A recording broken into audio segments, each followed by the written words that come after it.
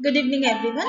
I am Sudhanya Gupta. This is Sociology NTA-NET paper. Today, I am talking about the emotions in different approach, like functionalist approach, symbolic approach, feminist approach, subaltern approach. Different approach is emotions. Emotions means attraction, affection, love, like this. Different emotions. Emotions means attractions, feelings, respect, care, pain, happiness, lots of things. अगर मैं ये सब चीज को एक ही word से अगर जोड़ना चाहती हूँ तो क्या होगा? वो होगा लव। ये फरवरी का मंथ है, वैलेंटाइन का सीजन है। ये सोशियोलॉजी का ये लेसन खास आप लोगों के लिए। ये वैलेंटाइंस का सीजन है, इसीलिए मैं इस टॉपिक को आज मैं डिस्कस कर रही हूँ वैलेंटाइंस के ठीक पहले।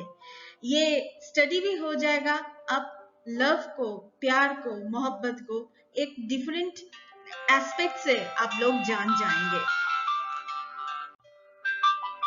इन फंक्शनलिस्ट अप्रोच लव क्या है? According to functionalist like दरखाइम,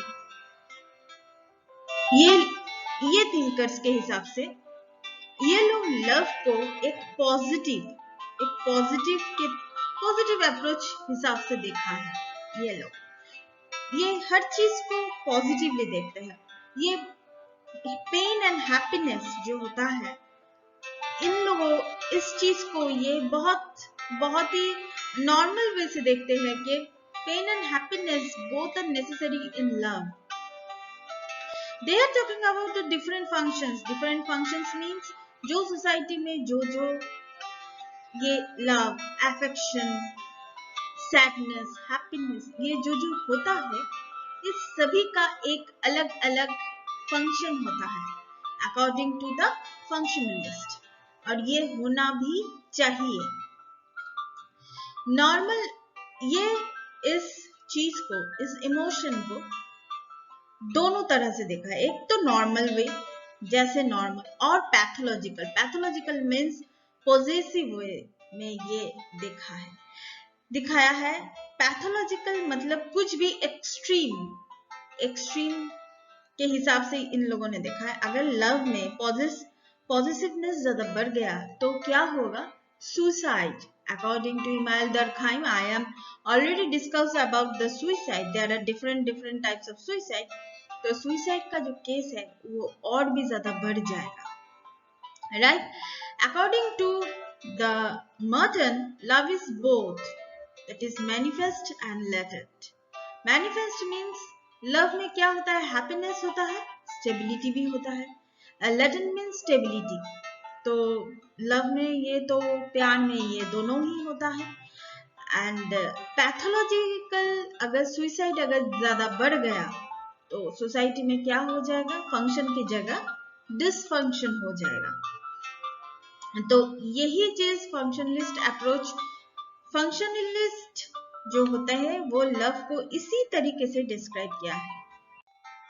now I am talking about the conflict approach. Conflict means अगर हम कॉन्फ्लिक्ट के बारे में बात करते हैं तो सबसे पहले कार्ल मार्क्स का याद आता है हम लोगों को।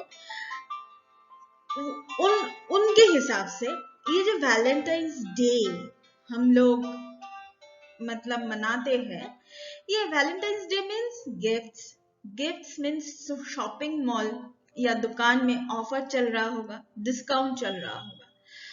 सपोज एक बहुत छोटी सी मैं एग्जांपल दे रही हूँ। वैलेंटाइंस डे हम लोग मना सकते हैं, लेकिन जो लोग गरीब होते हैं क्या उनके बीच में प्यार नहीं रहता? Love, affection, sacrifice, happiness, pain उन लोगों के बीच में नहीं रहता? जो लोग सुबह उठ के खाना खा के जो लोग सोचते हैं कि शाम को हम लोग कैसे खाएंगे, कैसे गुजारा करेंगे, उन लोगों के हिसाब से वैलेंटाइंस डे मतलब इसका कोई मतलब उसका कोई मैटर नहीं करता उन लोगों के लिए, राइट? तो ये जो वैलेंटाइंस डे है according to the conflict theory, ये जो वैलेंटाइंस है ये हाई क्लास को बिलोंग करते हैं, लो क्लास को नहीं। यानी कि देखिए यहाँ पर भी कॉन्फ्लिक्ट स्टार्ट हो गया है। वैलेंटाइंस डे में high class and low class भी आ गया है according to the conflict theory. तो जेंडर, कास्ट, रेसेस ये सब कुछ आ चुका है। तो love is according to the conflict theory, love is not easy, not easy, it is problematic. Why? Because heartbreak तो होता ही है, उसके साथ साथ ऑनर किलिंग होता है, क्योंकि उनके अंदर जेंडर, रेस, कास्ट, इंटरकास्ट अगर मैरिज हुआ तो ऑनर किलिंग तो होता ही है। वो हम लोगों के इंडिया में होता है, ये आप लोग जानते हैं। तो अकॉर्डिंग टू कॉन्फ्लिक्ट अप्रोच, ये Valentine's day, gifts, offer, discount, high class, low class, ये सब कुछ इसी तरीके से दिखाया गया है। Just like this, just like as a conflicting way. यहाँ पर सिर्फ पॉजिटिव नहीं, नेगेटिव भी दिखाया गया है बहुत अच्छी तरीके से। Now I am talking about the symbolic interactionism. Symbolic interaction means वो लोग कैसे दिखते हैं। इंटरैक्शन, पहले तो इंटरैक्शन करना पड़ता है। अगर आप किसी के सामने प्यार का इजहार करना चाहते हैं तो आपको इंटरैक्शन करना ही पड़ेगा। दूसरी चीज, सिंबल को दिखाना पड़ेगा। Symbols means like this type of symbol. And आपके वो प्रपोजल के अंदर एक अच्छी तरीके से गेस्चर होना चाहिए, एक प्रपोज का एक स्टाइल होना चाहिए। This is symbolic interaction. तो अब मैं बात करूंगी स्ट्रक्चरलिस्ट अप्रोच के बारे में। Structuralist approach means levy-straws first दिमाग में आता है।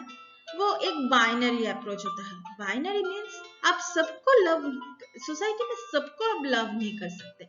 यहाँ पर वैलेंटाइन मतलब हमेशा लवर ही होगा ऐसा कुछ बात नहीं है। वैलेंटाइन मतलब फादर भी हो सकता है, आपका बच्चे भी हो सकता है, आपका मदर भी हो सकता है, आपका बहन हो सकता है, आपका दीदी हो सकता है, आपका भैया हो सकता है, कोई भी हो सकता है जिसको आप बहुत ज्यादा प्यार करते हैं, वही वैलेंटाइन हो सकता है। यहाँ पर स्ट्रक्चरलिस्ट जो दिखाया है, जो बाइनरी अप्रोच जो दिखाया है, इसका मतलब क्या होता है?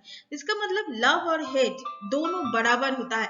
आप सोसाइटी में सबको आप प्यार करते हैं, ऐसा तो नहीं होता।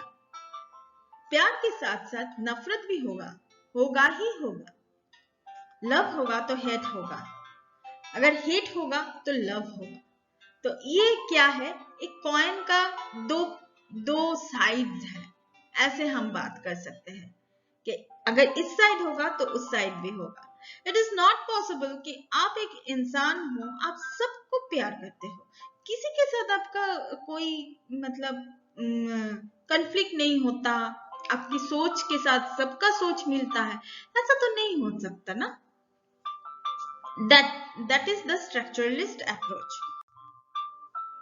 Now I am talking about the subaltern approach. Subaltern approach is subaltern approach के बारे में हम लोग जब बात करते हैं तो ग्रामशी के बारे में हम लोग बात करते हैं। subaltern approach क्या होता है? वो सोसाइटी के दोनों साइड दिखाया है। जैसे हम लोग अगर अमर प्रेम कथा ऐसा कुछ हम लोग के दिमाग में अगर आता है तो पहले क्या होगा? लैला मजनू, रोमियो जूलियट, हीर रांझा, राधा कृष्ण, ये सब को छोड़ के भी बहुत सारा लव स्टोरीज है। जैसे दलितों का लव स्टोरीज होता है, जैसे इंटरकास्ट मैरिज होता है, इंटर रिलीजियस मैरिज होता है, उन लोगों का लव स्टोरी कम नहीं होता। हम लोग राधा कृष्ण, लैला मजनू, रोमियो जूलियट इन लोगों को याद रखते हैं क्योंकि हिस्ट्री हम लोगों के सामने इन लोगों को मतलब दिखाते हैं, इतिहास दिखाते हैं। लेकिन बहुत सारे लव स्टोरीज है जो बनते बनते बिगड़ जाते हैं। बहुत सारा ऑनर किलिंग होता है। इंटरकास्ट मैरिज में तो ऑनर किलिंग होता ही है और शायद हो चुका है। हम लोग जान ही नहीं पाए। वो लव स्टोरीज बहुत ज्यादा मतलब रोमांटिक होता है, इतना सैक्रिफाइस, क्योंकि हम लोगों का सोसाइटीज जो होता है ना, ये ऑनर किलिंग ये सब क्यों होता है? हम लोगों का सोसाइटी जो होता है वो होमोफोबिक होता है। होमोफोबिक मतलब है एक ही तरीके से आप लोग चलो, एक कास्ट होना चाहिए, एक वर्ण होना चाहिए, एक अलग गोत्र होना चाहिए, ये होना चाहिए, वो होना चाहिए। मतलब हम लोग बहुत, कभी कभी मुझे लगता है, पर्सनली मुझे लगता है इंडिया बहुत बहुत ज्यादा डेवलप कर चुका है, लेकिन जब हम लोग इस चीज के बारे में बात करते हैं ना, ये कास्ट, रिलीजियस, ये सब चीज के बारे में बात करते हैं, तभी कभी लगता है कि हम लोग शायद पीछे रह गए हैं, कुछ कुछ चीजों में शायद हम लोग पीछे रह गए। लाइक दिस, कभी कभी तो कलर के लिए भी, कलर मतलब स्किन का कलर को लेके भी मतलब अगर आप शादी करते हैं तो स्किन का कलर लेके भी बातें होता था, अभी भी शायद होता है कुछ कुछ जगह में। तो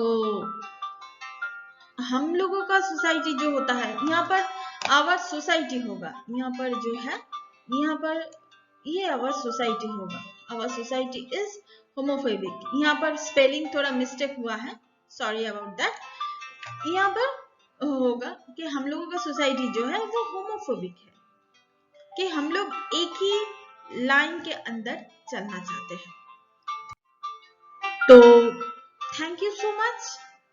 एज ए सोशियोलॉजिस्ट हम लोगों को एक ही चीज के लिए चलना नहीं चाहिए।